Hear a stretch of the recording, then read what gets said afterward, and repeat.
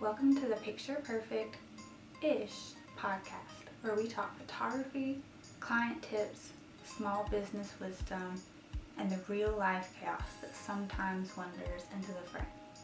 I'm Dallas, photographer, mom, and chaos coordinator.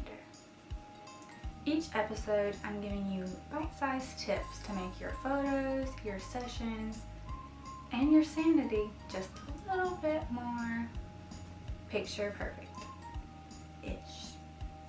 Let's dive in. Welcome back to Picture Perfect-ish with Dallas, part 2 of my series Dismantling Myths. So part 2 is going to be about something I also hear all the time. We touched on it a little bit last week, but this time we're going to talk about the common myth: my house is not good enough for family photos.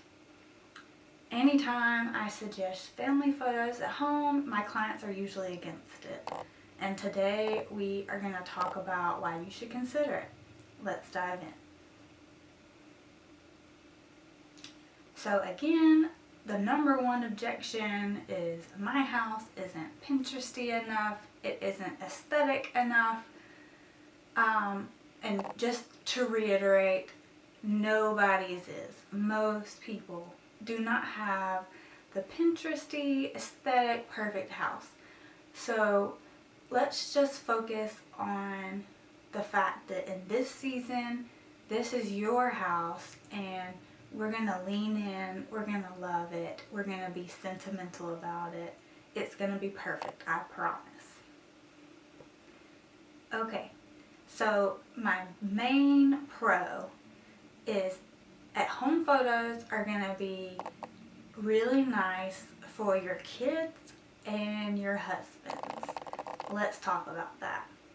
So when we go out in public, usually in public spaces, a lot of times this is a place that you don't visit a lot. This is not a place that you're super comfortable in. Your kids are not super familiar with it. And there are going to be strangers around sometimes. So at home, your kids are going to be in their comfort zone.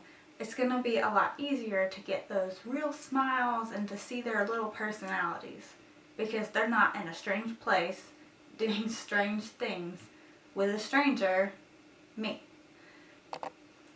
Your husband will probably really appreciate this, and he will feel a lot more into photos and more willing to let loose, let some real smiles out, and relax a little bit. Think less tense, more relaxed. That's always good for photos. Nobody wants tensed up, uncomfortable looking photos. So this is a great thing to consider. Okay, to add to the list of pros, number 1, you get to get dressed. You don't have to rush off. You don't have to load up in the car and make sure you can get to your location on time. You don't have to worry about finding your location or being late. And you're not going to forget anything at home. So this is really nice. Everything is at your fingertips. You're not going to forget anything, and there's no transportation. Number 2, it's really easy to touch up hair and makeup at home. It's really easy to clean up a messy baby. It's really easy to change clothes really quickly if something's not working or if one of your kids jumps in a big mud puddle. It's really easy to just run in, change really quickly, go through your whole closet, and then run back out. Number 3, especially with small children, it's really nice to be able to take a little bit of a snack break reset. Anytime the kids are getting a little bit overwhelmed, things are starting to get a little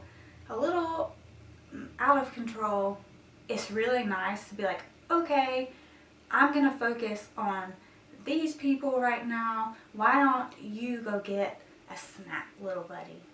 Because there's nothing that a little snack break can't do to help reset the mood and reset the vibe. Lastly, one of the big pros and something that I really love is it's really easy to involve play and elements of your real life into photos that really adds more authenticity and natural moments that you normally wouldn't get out at a session. And those sweet, like natural, authentic little moments really touch your heart as a mama. One thing that I really like to encourage people about is look for photo spots in unlikely locations around your home. I love the challenge of finding a spot that you would never consider for photos that is perfect at your house. For example, you're really gonna get out of your head and take a step back, really look around with an open mind. Consider the front of your home like the front yard, with the house all blurred in the background as a beautiful backdrop that's super sentimental, and it can be really beautiful. I've seen some families will go into their front yard and they'll spread out a quilt and kind of have a picnic-like setup, and it's so gorgeous. I feel like it's a really good investment to get some plants and some planters, some flowers, some greenery to add around your entryway, and some pots, and it can really liven up your entryway, liven up your front porch, not just for a beautiful photo spot, but then it continues to decorate your house for however long you can keep it alive. For me, that's not very long, but for you, maybe not.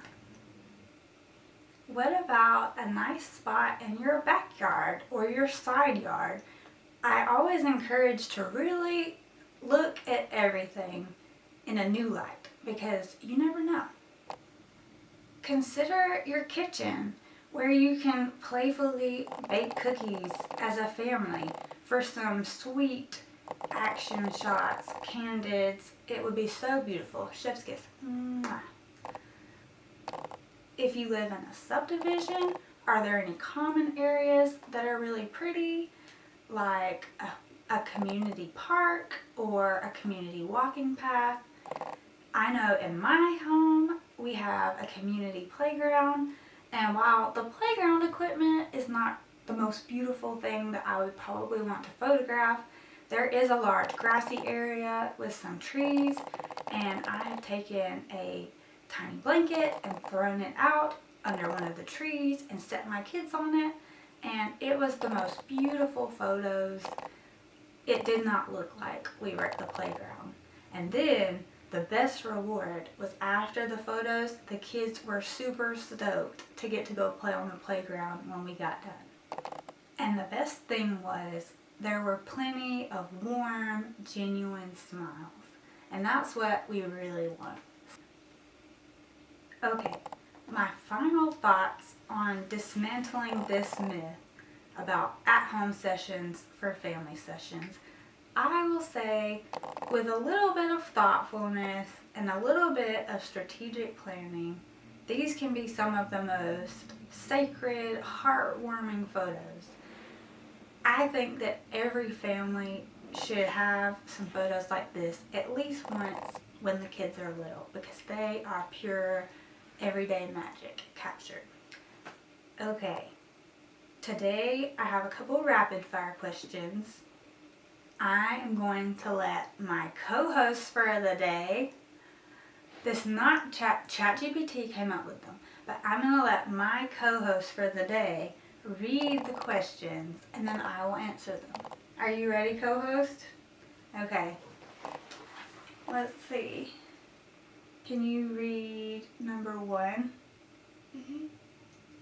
Shoes on or off for at-home photos? Shoes on or off for at-home photos. I'm going to say that's tricky. I have a foot phobia. So feet are weird to me. They weird me out. But I I think you could go either way. I think sometimes if you're doing photos inside, it's kind of weird to have your shoes on. And then outside, I think it's a personal preference. I think for some people it really works. If your feet are not well taken care of, I think maybe you should wear your shoes. So that's what I'll say.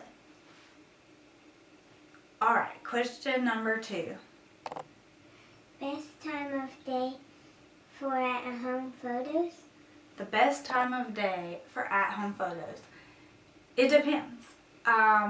If you're going to take the majority of your photos inside, the best time usually for at-home photos inside is going to be around midday. But if you were wanting to do some photos outside, one thing to consider is I almost always pose my clients where the sun is behind them, where the sun is back here. So look at all the places where you want to take photos and try to figure out what time of day, if you were standing in that spot, would the sun be behind you? And that's a good way to kind of decide exactly which time of day is going to be best for your at-home photos. Okay, number 3. What's the coolest thing you've experienced at home photo sessions? Okay, what is the coolest thing I've experienced at home photo sessions? I would say I love it when I get to see the kids' toys in the rooms and they're so excited to share it with me. It's so sweet. And it opens them right up. All of a sudden, this isn't photos, we're playing and they have a new friend, and that just makes the entire session go over so much better. Oh, and another thing, family pets. At-home sessions, it allows a lot of people to do photos with their family pets, especially if their pets would not normally do well in a public location. So I think that is awesome, family pets. Okay. Thank you, Tiny Assistant. One thing that I would like to close with is that I invite you to book an at-home photo session. Because to me, you will never regret it. It's capturing everyday magic at home with your family without all the other things that get in the way. It's playing on the floor. You're not on your phone. You're not playing video games. It's the belly laughs. It's the dancing like nobody's watching. Playing the floor is lava. It's the little feet slapping the floor as they run around and giggle. All of those moments, you think to yourself, I hope I can remember this forever. And we are going to do our best to capture that. So if this tugged at your heart or made you consider an at-home photo session, shoot me a text and we can talk about bringing this vision to life for your family. I can't wait. Thanks for hanging out with us today. I'll catch you next time. Do the dance. Thank you.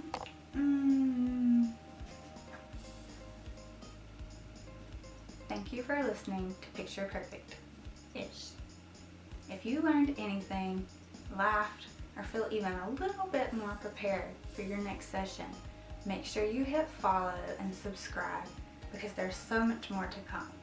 See you next time.